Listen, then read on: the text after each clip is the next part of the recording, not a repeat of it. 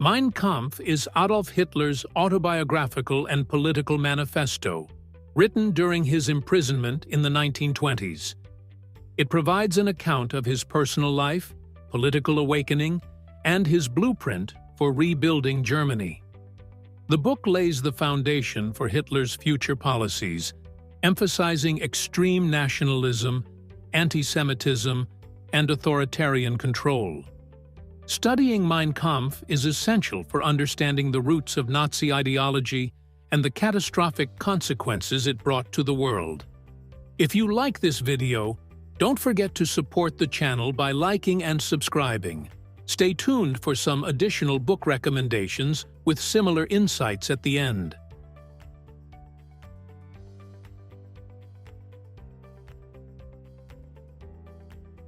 Mein Kampf, The Ideological Blueprint of Nazi Germany by Adolf Hitler. Hitler's early life and formative experiences. The first section of Mein Kampf covers Hitler's early life, the struggles he faced, and the development of his political ideas. Childhood in Austria. Hitler describes his upbringing in Braunau am Inn, Austria, where he was born in 1889. His authoritarian father, Alois, wanted him to follow a career in civil service, but Hitler's interests lay elsewhere, particularly in art and German nationalism. He viewed Germany as culturally and racially superior to Austria, which he saw as a flawed multi-ethnic empire. The death of his father gave him freedom, but also placed financial strain on his family. Life in Vienna, artistic aspirations, and poverty. Moving to Vienna to pursue his dream of becoming an artist, Hitler faced rejection twice from the Vienna Academy of Fine Arts. During these years, he lived in extreme poverty, performing odd jobs and often staying in shelters. Hitler claims that his exposure to the city's multicultural population and Jewish communities sparked his anti-Semitic views. He blames Jews for what he perceives as the cultural and economic decline of Vienna. World War I, a turning point. Hitler's service in the German army during World War I is described as a defining experience. He portrays himself as a loyal and brave soldier, receiving the Iron Cross for valor.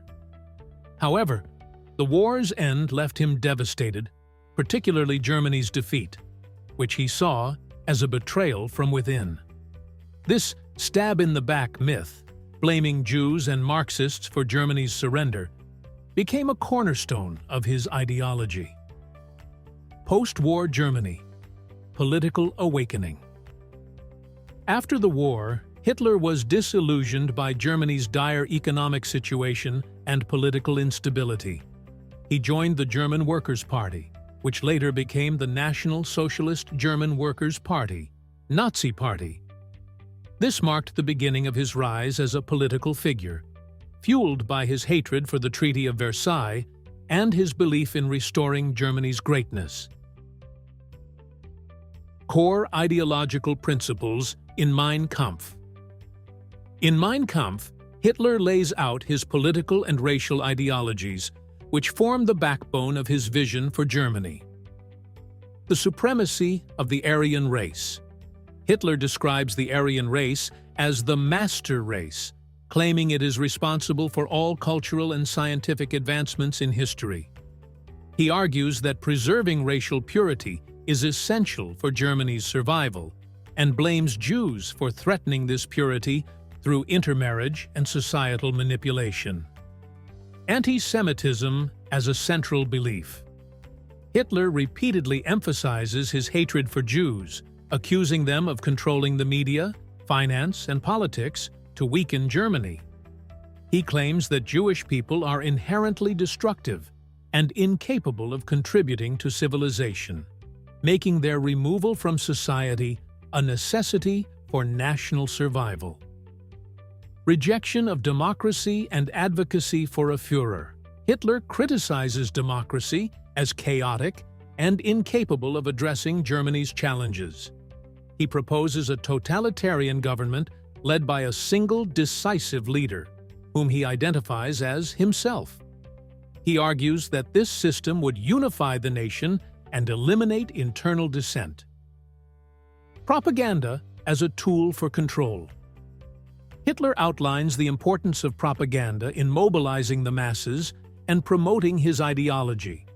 He believes that propaganda should appeal to emotions rather than intellect, simplifying complex issues into clear, repetitive messages. This strategy became central to Nazi communication. Expansionism and the concept of Lebensraum. Hitler details his vision for Germany's territorial expansion and the steps necessary to achieve it. Lebensraum, the need for living space. Hitler argues that Germany must acquire additional territory to support its growing population and secure its resources. He identifies Eastern Europe, particularly Poland and Russia, as the regions where this expansion should occur, envisioning the displacement or subjugation of local populations. Hatred of communism and the Soviet Union. Hitler views communism as a Jewish invention designed to destabilize nations. He identifies the Soviet Union as a key adversary and advocates for its destruction to eliminate communism and secure Germany's territorial ambitions. Militarization as a path to greatness. Hitler emphasizes the need for Germany to rebuild its military power, arguing that strength through force is essential for achieving national greatness. He advocates for rearmament as a means to enforce Germany's territorial claims and protect its sovereignty. Colonization of Eastern Europe. Hitler envisions Eastern Europe as a colonial project for Germany, where Aryan settlers would replace native populations. He describes this as a necessary step to ensure the survival and dominance of the German people. Political strategy and path to power. The final section of Mein Kampf provides insight into Hitler's political strategy for achieving and maintaining power. Building the Nazi Party. Hitler emphasizes the importance of the National Socialist German Workers' Party, Nazi Party, as the political movement that would bring his vision to life. He outlines its goals of unifying the German people and eliminating internal and external threats. Propaganda to win hearts and minds.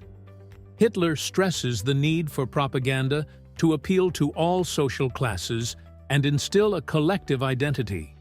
He discusses the importance of rallying the working class while also gaining the support of industrialists and intellectuals.